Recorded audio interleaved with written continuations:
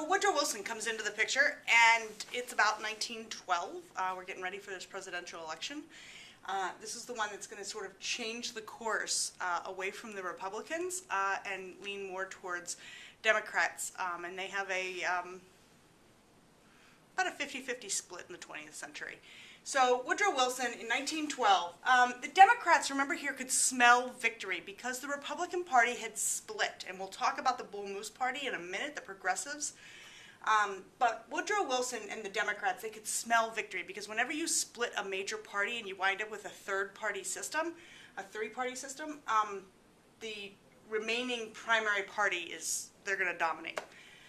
The background here for Wilson is that he is very well educated. He was raised in the home of a preacher. His father ran a church in the South. He is the last of the presidents that would be born during the Civil War, and he's the last of the presidents that would have been raised in a household with slaves. His family were not slave owners, but because the church that his father worked for had slaves themselves, Woodrow Wilson was brought up around slaves. And that sort of influences his attitude when it comes to ending segregation or making any type of real strides for African Americans in this country. He doesn't do it. They're the ones who do not benefit during his administration. He's a teacher. He winds up teaching at Princeton University for a time, and then in 1902 he becomes the president of the university. Pretty prestigious. In 1910 he becomes the governor of New Jersey. And so his political career is really, really short as he enters the presidency. Only a couple of years.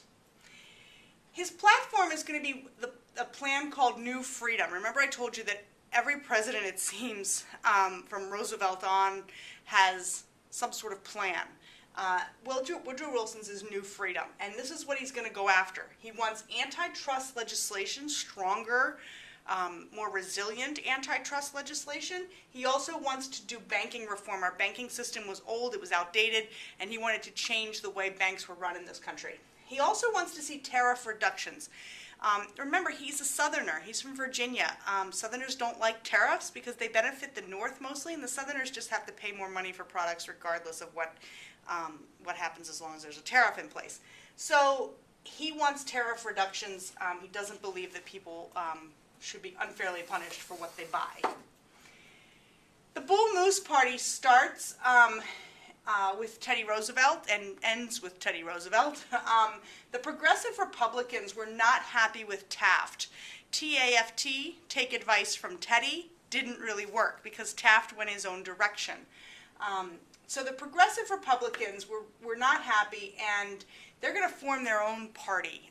They break off. Once Taft wins the nomination for the Republicans, the progressive Republicans break off into their own third party. They have a convention, and at that convention, Teddy Roosevelt is nominated by Jane Addams from Hull House.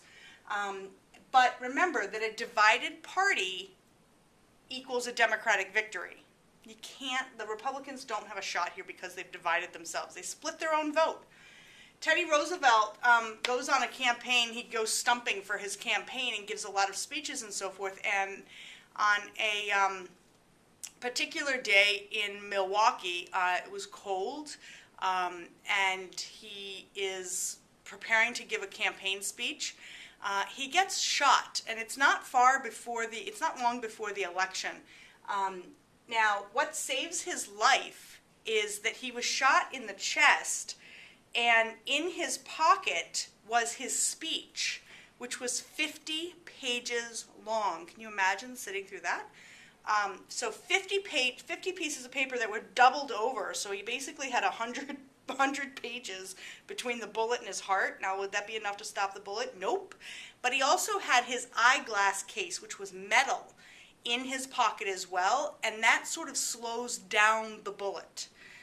Now, the bullet goes through both of those things, both the speech and the eyeglass case, and goes and penetrates his rib cage, and the bullet was lodged in his ribs. It never penetrated his lungs. And Teddy Roosevelt basically raises his hand, reaches for his mouth to see if he has blood coming out of his mouth. He knew from his military experience in the Spanish-American War that if he was bleeding from the mouth that he'd probably punctured a lung, and he would need to go to the hospital right away. He reaches up, he touches his mouth, there's no blood coming from it, and he basically tells the driver, go to the speech. He stands and delivers his speech. He shortens it up a bit. He doesn't deliver all 50 pages. And then he goes to seek medical help. He does take 2 weeks off after this shooting to sort of rest and recuperate. But as he was giving his speech, it was customary for politicians to give a speech at a podium, and as they gave it and as they went through their pages, they would just kind of toss their pages of the speech onto the floor. Well, the reporters at this speech were clamoring for these pages because they had bullet holes in them. So one of those is on display now at the National Archives in Washington, D.C. But that just shows you the fortitude of Teddy Roosevelt. Gets shot, gives a speech. You know, par for the course. In 1912, we have the election in November. 3 guys running. Wilson, Democrat, take advice from Teddy Taft, the Republican, and then Roosevelt himself running for the Progressive Republicans, or the Bull Moose Party. Now, how does it play out? Well, Roosevelt does pretty well. He gets 88 electoral votes. He finishes second in the election to Wilson.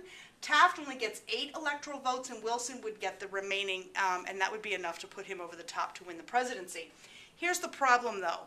He might have won the majority of the electoral votes, but as far as the popular vote went, it was really split, and Wilson only wins 41% of the popular vote. This is not exactly a mandate by the United States, people of the United States, to say, hey, we're totally behind Wilson. Only 41% were, so that's not really a good sign for him. However, for the progressives, for progressivism, it's a victory for them because between he and Roosevelt, they win a huge number of votes, and clearly the country was in the mood for some progressive reform. Okay? Now, what does Taft do after this? His legacy. His presidency wasn't tremendously monumental. However, he does go on to teach at Yale at the law school.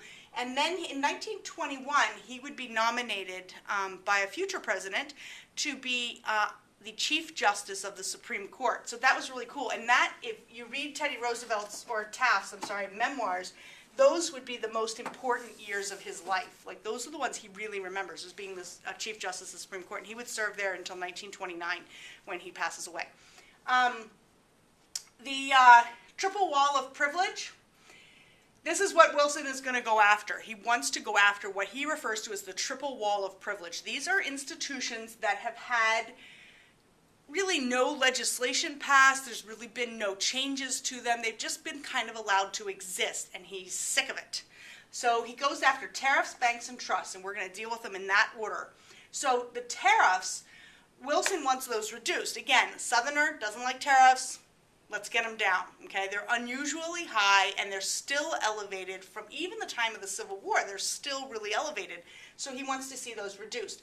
He goes to Capitol Hill, where the Capitol building is, and he walks into the House chambers, and he delivers a speech about why the tariffs need to be reduced. He proposes his own legislation on the floor of Congress.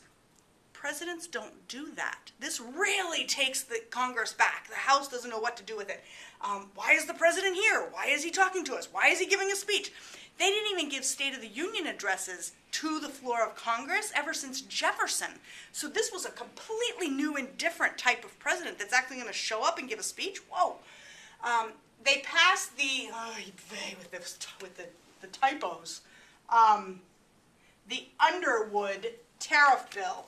Now, the Underwood tariff bill is going to lower tariff rates. That's the sum and substance of it. It lowers the rates. However, the government still needs income. They still need revenue.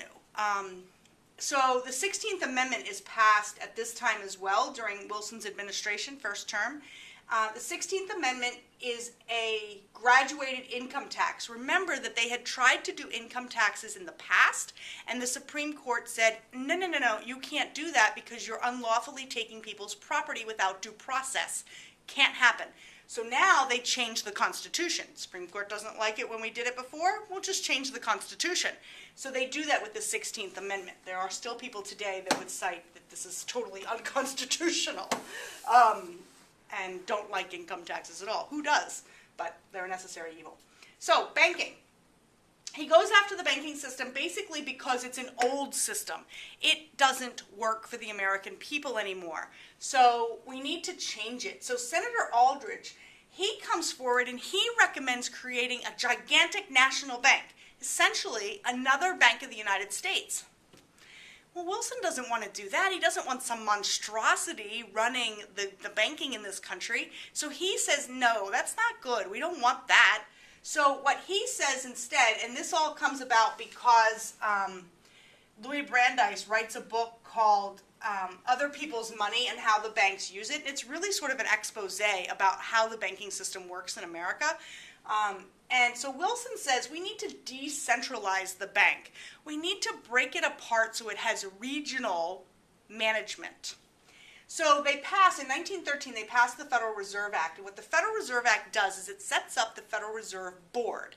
That is a presidential appointed board of 12 managers, governors of various regions around the United States. If you pull a dollar bill out of your pocket, you will see on it a little seal that tells you where it was printed.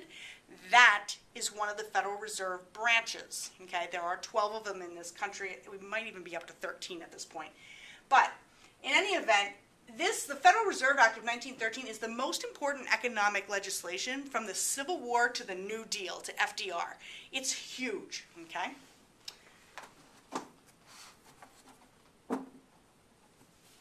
Now, finally, the trust. Wilson's going to go after the trust in a couple of different ways. The Federal Trade Commission in 1914, their job is to go after, it sets up the Federal Trade Commission, obviously, but their job is to go after anybody who, industries who engage in interstate commerce. If those interstate commerce industries, if they're trading over state lines, they're fully subject to federal inspection and investigation. And the job here is to crush any monopolies. Any monopoly that hinders fair trade gets wiped out, okay? That's the goal. The Clayton Antitrust Act in 1914, that's going to broaden the terms of the Sherman Antitrust. It basically takes Sherman and it makes it a bigger umbrella to go after more companies. Now, Wilson's legacy here as far as being a progressive is that he does enact several reforms. Civil service reform. Mrs. Piper, please call the office. Mrs. Piper. Fantastic. Civil service reform, child labor reform, and then farmers. He enacts reforms for all of these different groups, and he's really quite successful with that. Who does not see reform? African Americans don't see reform in this country. We actually see an expansion of Jim Crow laws, and we see further segregation. Woodrow Wilson will name a Supreme Court justice here, and he picks Louis Brandeis for the Supreme Court. What is monumental about that? Louis Brandeis is the first Jewish man on the Supreme Court, so that was a pretty cool landmark. Okay, so and he would be a very good Supreme Court justice.